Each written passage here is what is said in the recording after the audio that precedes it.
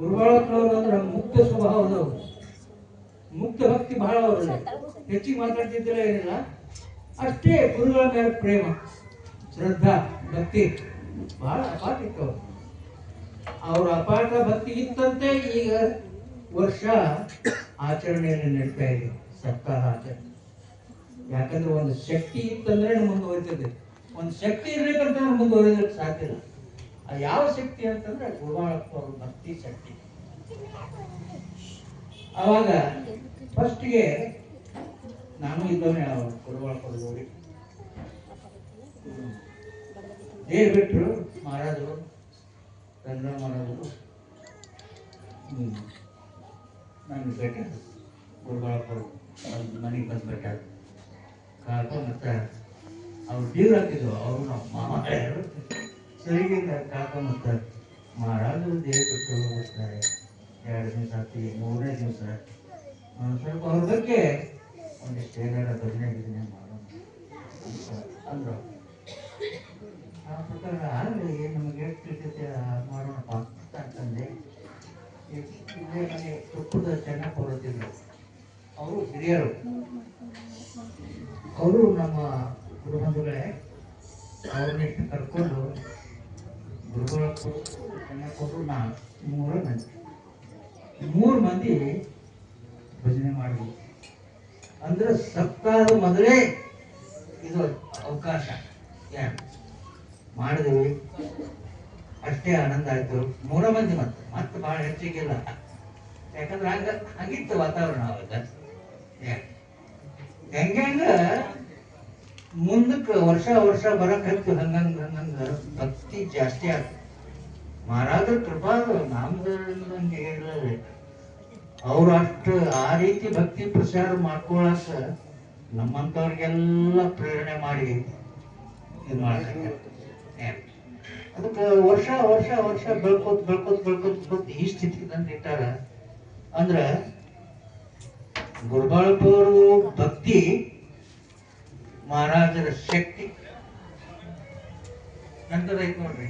ಅವರು ಮುಕ್ತ ಭಕ್ತಿ, ಮುಕ್ತ ಭಕ್ತಿಗೆ ಭಗವಂತ ಬಹಳ ಇಮಿಡಿಯೇಟ್ ಒದಗ್ತಾನೆ. ಏನು ಯಾವ ದೇವ್ರನ್ನಂಗಿಲ್ಲ, ಯಾರ ದೇವ್ರನ್ನಂಗಿಲ್ಲ. ಮುಂಜಾನೆ ಕೂಡ ಜಳಕ ಮಾಡೋರು ಮಹಾರಾಜರ ಮುಂದೆ ನಮಸ್ಕಾರ ಮಾಡಿ ಅಂಗಡಿಗೆ ಹೋಗೋರು.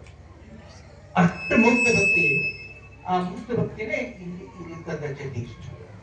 ಅಂದ್ರೆ ಆ ಮುಕ್ತ ಭಕ್ತಿ ಎಷ್ಟೊಂದು ಶಕ್ತಿ ಐತೆ ಅದರಲ್ಲಿ ಅನ್ನೋದು ಗೊತ್ತಾಗ್ತದೆ. ಅದಕ್ಕೆ ಅವರು ಗುರುಗಳಪ್ಪ ಅವ್ರಿಗೂ ಮುಕ್ತ ಭಕ್ತಿ ಅದರದ ಒಂದು ಲಾಭ ನಮ್ಮ ನಿಮ್ಮೆಲ್ಲರಿಗೂ ವರ್ಷ ವರ್ಷ ಹಂಚಲಾಕತ್ತೆ, ವರ್ಷ ವರ್ಷ ಕೊಡಕತ್ತೆ. ಮತ್ತ ಅವರೇ ಮಾಡಿದ್ರೆ ನಾವು ಎಲ್ಲಿ ಕೊಡ್ತಿದ್ದೇವೆ. ಅವ್ರು ನೋಡ್ರಿ ಎಷ್ಟು ಬಹಳ ಇದ್ದಿದ್ದಿಲ್ಲ, ಯಾರನ್ನು ಮಂದಿ ಕೂಡಿಸ್ತಿದ್ದಿಲ್ಲ. ಅಂಗಡಿಗೆ ಹೋಗುತ್ತೆ, ಮಾರೋದು ಕೊಟ್ಟು ನಮಸ್ಕಾರ ಮಾಡೋರು, ಹೋಗ್ಬೇಡ, ಇಷ್ಟೇ ಕೆಲಸ. ಇಷ್ಟು ಮುಕ್ತ ಭಕ್ತಿಗೆ ಭಗವಂತ ಬಹಳ ಒಲಿತಾನಂತಾರಲ್ಲ, ಸುಳ್ಳಲ್ಲ.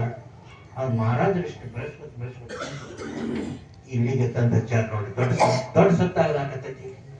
ಅಂದ್ರ ಅವ್ರ ಗುರುಗಳಪ್ಪರ ಭಕ್ತಿ ಹೆಂಗಿತ್ತು, ನಿಷ್ಠೆ ಹೆಂಗಿತ್ತು, ಪ್ರೇಮ ಹೆಂಗಿತ್ತು, ಮಂದಿಗೆ ತೋರಿಸ್ಕೊಡ್ತಿದ್ದಿಲ್ಲ. ಅವರು ತಮ್ಮೊಳಗೆ ತಾವು ಮಾಡ್ಕೊಂಡು ಬಂದ್ರು. ಇಂಥ ಒಂದು ಆ ಭಕ್ತಿ ಶಕ್ತಿ ಇಷ್ಟು ಬೆಳೆಸ್ಕೊತ ನಡೆಸ್ಕೊಂಡು ಬಂದಾರ ಮಹಾರಾಜರು. ನಾವು ಎಷ್ಟು ವರ್ಣ ಮಾಡಿದ್ರು ತೀರದು. ಯಾಕಂದ್ರೆ ಭಕ್ತಿಗೆ ಒಲಿತಾನ ಭಗವಂತ ಕರೆ. ಆದ್ರೆ ಆ ಭಕ್ತಿ ಹಚ್ಚಬೇಕಾದ್ರೆ, ಭಕ್ತಿ ಶುರು ಆಗ್ಬೇಕಾದ್ರೆ ಒಬ್ರು ಬೇಕಲ್ಲ ಕಾರಣೀಭೂತ. ಅಂತದ್ದು ನಮ್ಮ ಗುರುಗಳಪ್ಪ ಈ ಭಕ್ತಿ ಕಾರ್ಯಕ್ಕೆ ತಾವು ಮುಂದಾಗಿ ಹಾಕೊಂಡು ಬಂದ್ರು. ನಾವು 3 ಮಂದಿ ಮಾಡೋರು, ಗುರುಗಳಪ್ಪರು, ಚೆನ್ನಕ್ಕರು, ನಾನು 3 ಮಂದಿ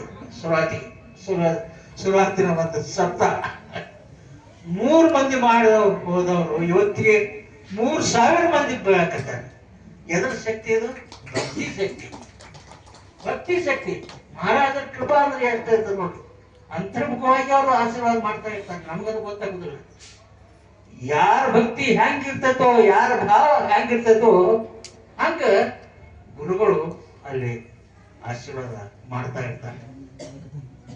ಇಂಥ ಒಂದು ಅವಕಾಶ